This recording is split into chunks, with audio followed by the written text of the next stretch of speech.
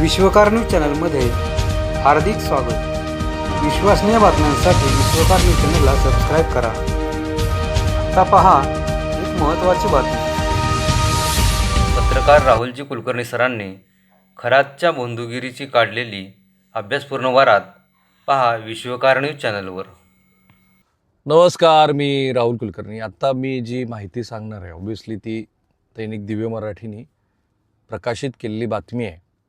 काही अपवाद वगळता ह्या संपूर्ण प्रकरणामध्ये नाशिक जिल्ह्यातले पत्रकार, अहिल्यानगर जिल्ह्यातले पत्रकार आणि राज्यभरातल्या पत्रकारांनी वाखाणण्याजोगी कामगिरी केली आहे. काही मंडळींनी अनावश्यक पद्धतीनं त्या महिलांची नावं सूचित होतील किंवा त्यांचे व्हिडिओज, फोटोग्राफ्स कायद्याच्या दृष्टीनं अत्यंत चुकीची कृती करत शेअर केले, विच इज रॉंग, आणि त्यामुळे कायद्याच्या कचाट्यात तुम्ही अडकू शकता. ते तुम्ही टाळा. आणि मी जो आत्ता मुद्दा सांगतोय की हा जो भामटा खरात आहे, ह्याला आता आजपासनं तुम्ही कुणीही त्याला कॅप्टन म्हणू नका, कारण हा 10वी नापास आहे. काल जेव्हा मी महाराष्ट्राला हे सांगितलं तर महाराष्ट्र अचंबित झाला की हा 20 फुटाचा नाग घेऊन फिरायचा, म्हणजे दाखवायचा लोकांना की जो पूर्णपणे धादांत खोटं होतं. त्या 20 फुटाच्या नागाच्या बातम्या सगळ्या माध्यमामध्ये प्रकाशित झाल्या. सो जे लोक आम्हाला अत्यंत विश्वासानं माहिती देतात त्या प्रत्येक माहितीची पडताळणी करून आम्ही महाराष्ट्रासमोर मांडतोय. आणि म्हणून मी म्हटलं की पत्रकारांनी ह्या संपूर्ण प्रकरणामध्ये अतिशय उत्तम काम केलं आहे. ही जेव्हा बातमी मी आत्ता वाचली आणि मी पोलीस दलातल्या काही मंडळींशी बोललो, बघा हा जो भोंदू आहे 10वी नापास, हा खरात हा बाजारातनं 100 रुपयांचे 1 किलो चिंचोके खरेदी करायचा, राईट. ते चिंचोके घासायचा आणि ते घासलेले चिंचोके हा तो दुर्मिळ खडा आहे असं भासून 10,000 ते 1,00,000 रुपयापर्यंत लोकांना द्यायचा. आता मला प्रश्न पडलाय की दुनिया झुकती है, झुकाने वाला चाहिए, हे सगळं ठीक आहे पाहो, पण तुम्ही किती मूर्ख आहात. काही काडीचा सेन्स तरी तुम्हाला आहे की नाही. तुम्ही अधिकारी आहात, तुम्ही प्रतिष्ठित कुटुंबातले सदस्य आहात, तुम्ही राजकारणी आहात, आणि ह्या चिंचोक्याची विक्री करून लोकांना सांगायचं की तुमच्या अडचणी मी दूर करतोय. नाशिक रोड इथल्या एका दुकानातनं चक्क नकली खडे आणून तो आपल्या भक्तांना तंत्रमंत्राच्या नावाखाली त्यांना फशी पाडायचा आणि नंतर नकली खड्यांचीच लाखो रुपयांना विक्री करून फसवणूक करायचा. याच्यातनं ह्या भामट्यानं 2,000 कोटी रुपयाचं साम्राज्य उभा केलं. 2,000 कोटी रुपयाचं. ज्या महाराष्ट्राला संत तुकाराम महाराजांसारखी मोठी परंपरा आहे, नामदेवासारखी परंपरा आहे, त्या महाराष्ट्रामध्ये ह्या भामट्यानं हातोहात लोकांना फसवलं. तुम्हाला कल्पना आहे की हा 100 रुपये किलोनं जो चिंचोके आणायचा त्याचं जर गणित मांडलं तर काय होतं सांगतो. जर 1 किलो चिंच घेतली आपण, 1 किलो चिंचोके घेतले तर साधारणपणे 100 ग्राम, ते आपलं 1,000 ग्राम, 5 ते 10 ग्रॅम दरम्यान साधारणपणे चिंचोक्याचा आकार असतो. जर एक चिंचोका बरोबर 5 ग्रॅम तर 1,000 भागिले 5 म्हणजे 200 चिंचोके. जर एक चिंचोका बरोबर 10 ग्रॅम तर 1,000 भागिले 10 म्हणजे 100 चिंचोके. आणि जर 1 किलोमध्ये साधारणपणे 100 ते 200 म्हणजे जर 5 ग्रॅम किंवा 10 ग्रॅमचं जरी गणित केलं तर 100 ते 200 चिंचोके बसू शकतात. आणि त्याचा दर जो 100 रुपये किलो आहे असा जर आपण पकडला तर 0.50 म्हणजे 50 पैसे ते 1 रुपयाला एक चिंचोका. याच्यातनं हिनं 2,000 कोटी रुपयाचं साम्राज्य उभा केलं. आणि जे लोक त्याच्यावरती फुलं उधळत होते, जे लोक त्याला श्रद्धेनं आपल्या घरी बोलवत होते, अशांच्या अनेकांच्या कुटुंबामध्ये ना बिब्बा घातला, राईट. त्यांचं संपूर्ण वैवाहिक आयुष्य संपवलं. आणि आत्ता जेव्हा ह्या सगळ्या त्याच्या भानगडी बाहेर येतात तर मला भीती आहे की किती जणांचे संसार उद्ध्वस्त होतील. कारण प्रत्येक नवऱ्याला, प्रत्येक कुटुंबातल्या सदस्याला वाटणार की ही भक्त म्हणून ज्या वेळेला ह्या महाराजाकडे जात होती त्यावेळेला तिच्याबरोबर त्यानं असंच कृत्य केलं असेल. त्यामुळं मला त्या कुटुंबातल्या सदस्यांनाही विनंती करायची आहे, चुका होतात, त्या चुका दुरुस्त करायला हव्यात. शेवटी तुम्ही पण त्यांच्याबरोबर जात होतात, तुम्ही त्यांच्यात लीन झालेले होतात. आणि माध्यमातल्या मंडळींना म्हणायचं की जबाबदारपणे तुम्ही याचं वार्तांकन करत आहात, आणखी काळजी घेऊया. आता एक पत्र माझ्या हातात आलंय श्रीमती रुपाली चाकणकर यांचं. हे पत्र असं आहे की जेव्हा ही पहिलं प्रकरण दाखल झालं अहिल्यानगरमध्ये, दुसरं प्रकरण शिर्डीमध्ये ज्या मुलीनं ही तक्रार दिली की ती तिच्या जिजू बरोबर म्हणजे त्याच्या बहिणीच्या नवऱ्याबरोबर ह्या महाराजाकडे लग्न होत नाही म्हणून जात होती, तेव्हा त्यांनी तिच्यावरती लग्न जमवण्याच्या आधी आणि लग्न जमल्यानंतर पण अत्याचार केले. तर या महिलेनं तक्रार दिल्यानंतर ह्या चाकणकरांनी, म्हणजे किती गंभीर बाब आहे की पोलिसावरतीच उलटा दबाव आणला. आणि त्यांनी नितीन जाधव याच्या नावानं ज्या वेळेला ही तक्रार आली त्यावेळेला चाकणकरांनी अनावश्यक प्रश्न का विचारता म्हणून पोलिसांना फैलावर घेतलं. कारण नितीन जाधवचा काय संबंध आहे याची चौकशी करण्यासाठी त्या महिलेला पोलीस प्रश्न विचारत होते. सो चाकणकराचं हे पत्र हे आज प्रकाशित झालं आहे आणि त्यातनं चाकणकरांची भूमिका ही ह्या सगळ्या प्रकरणामध्ये दिवसेंदिवस अधिकच गडद होत जाते, काळी गडद होत जाते. आणि त्यामुळं रुपाली चाकणकर आणि रुपाली ठोंबरे आणि सुषमा अंधारे वगैरे मंडळी ज्या म्हणतायत, आणि त्यातल्या त्यात सुषमा अंधारेंचं म्हणणं आहे की रुपाली चाकणकर यांना अटक करा. मला ती शक्यता वाढताना दिसते. सरकारनं या सगळ्या प्रकरणामध्ये तातडीने हालचाल केली. या सगळ्यात ज्या ज्या लोकांना याची इन्व्हॉल्वमेंट दिसते त्या सगळ्यांना त्याच्यामध्ये तातडीनं दिलासा मिळेल असं केलं. SIT स्थापन झाली. पण आता हे प्रकरण इतक्यात थांबणार नाही. आज विधिमंडळात त्याच्यावरची चर्चा होईल. शक्यता मला दाट वाटते की म्हणजे चाकणकर यांना सुद्धा ह्या सगळ्या प्रकरणामध्ये अटक होऊ शकते. कारण मालमत्तेचेच तपशील इतके मोठे येत आहेत ह्याचे. कारण याची मालमत्ता, ह्याची विकृती, कारण भोंदू खरातनं विकृतीची एवढी सीमा गाठली की जे 2 गुन्हे दाखल झाले त्याचे जर तपशील आपण बघितले तर 7 महिन्याच्या गर्भवती महिलेवरती चांगल्या संततीसाठी पूजा गरजेची असल्याचं सांगत त्यानं लैंगिक अत्याचार केला. आणि तिला असं विचारलं की तुला मुलगा हवा आहे की मुलगी. त्याच्यावरती ती म्हणाली की काहीही असू देत, चांगलं अपत्य व्हावं. आणि मग त्याने तिच्यावरती अत्याचार केला. तो अत्याचार तिला योग्य वाटला नाही, किळसवाना वाटला आणि म्हणून त्या महिलेनं जी तक्रार दिली त्याचे हे तपशील आहेत. बरं, एवढं झाल्यानंतर जी पीडिता होती त्या पीडिताच्या कुटुंबियांना धमकी देण्याचं काम ह्या खरातच्या वतीनं करण्यात आलं.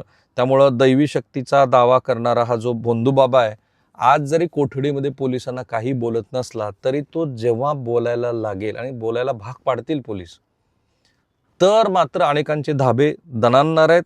कारण नकली साप आणि वाघाचं कातडं हे जे संदर्भ आलेत ते संदर्भ पाहता याची व्याप्ती वाढत जाते. थोडी थोडकी नाही हो, 2000 कोटी रुपयाची संपत्ती. आणि आत्ता एक जी माहिती माझ्याकडे येते आहे की ह्या भोंदू खरातानं तुमच्या जे कोणी लोक त्याच्या कच्छपी लागले होते, त्याच्या मागं जात होते, त्यांच्या पैशातनं इतकी मज्जा केली की हा कोरियाला फिरायला गेला होता. हे बघा त्याचे फोटो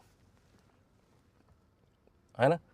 हा कोरियाला फिरायला गेला होता तुमच्या पैशावरती.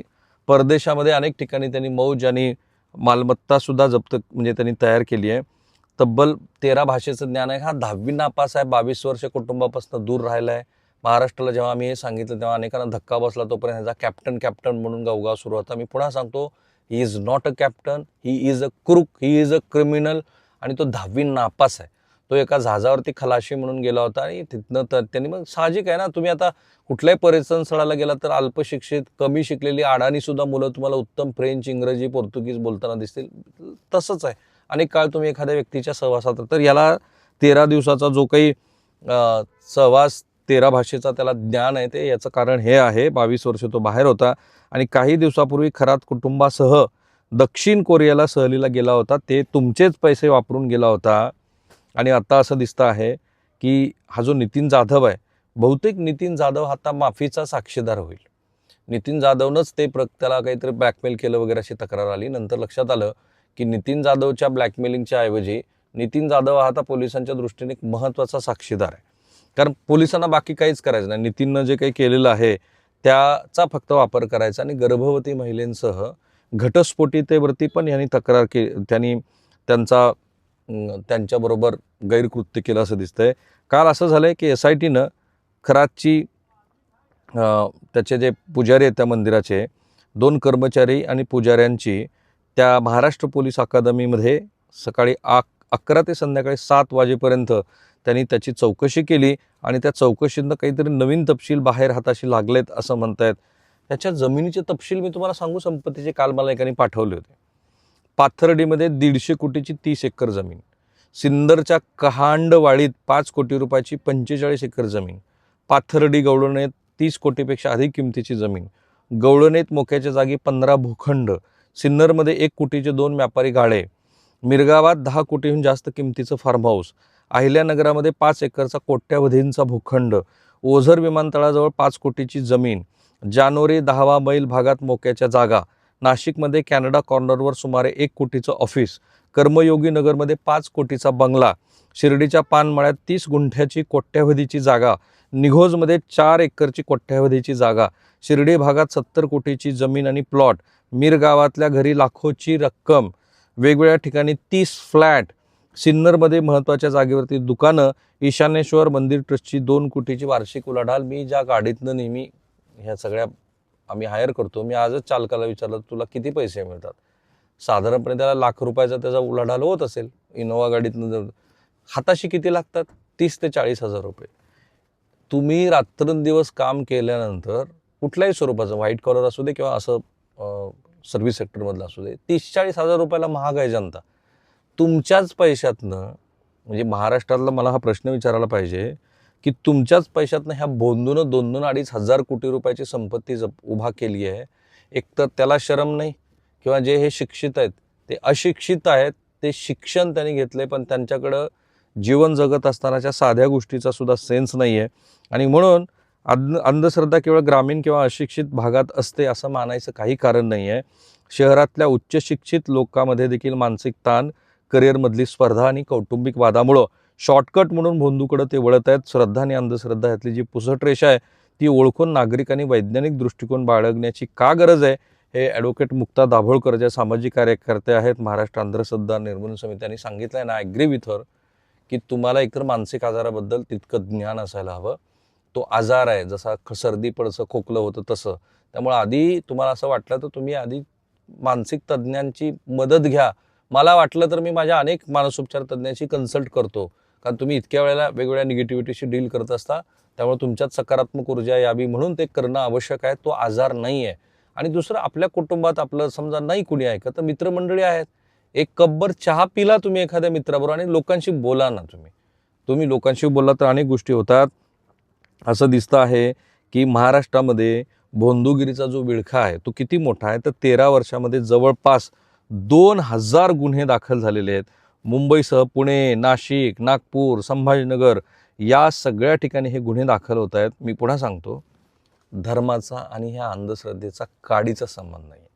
तुम्ही मुस्लिम असा, हिंदू असा, ख्रिश्चन असा, पारसी असा, शीख बांधव असा, तुमच्या धर्मातल्या कर्मकांडावरतीच धर्म सुधारणाऱ्या, मग ते तुमच्या शंकराचार्यापासून ते संत परंपरेतले किंवा गुरु नानकापासून ते मुहम्मद पैगंबरापर्यंत अनेकांनी सांगितले की तुमचा विवेक बुद्धी वापरा.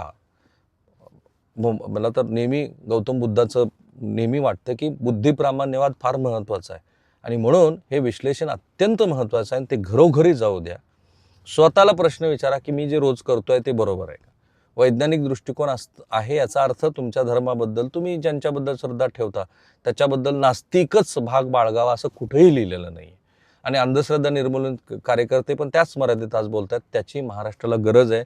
विचार करा, 50 पैशाच्या चिंचोक्यातनं ह्या व्यक्तीनं, कारण याने सावकारकी पण केली आणि त्याच्यामध्ये 3 जणांनी आत्महत्या केली. खरं तर ती आत्महत्या आहे की 3 जणांचा खून आहे याचा पण आता शोध घेण्याची गरज आहे. तो विचार करा की तुमच्याच पैशातनं किती गडगंज संपत्ती हे लोक उभा करतात. आपण पाहत आहात विश्वकार न्यूज चॅनल. हे विश्वची माझे घर.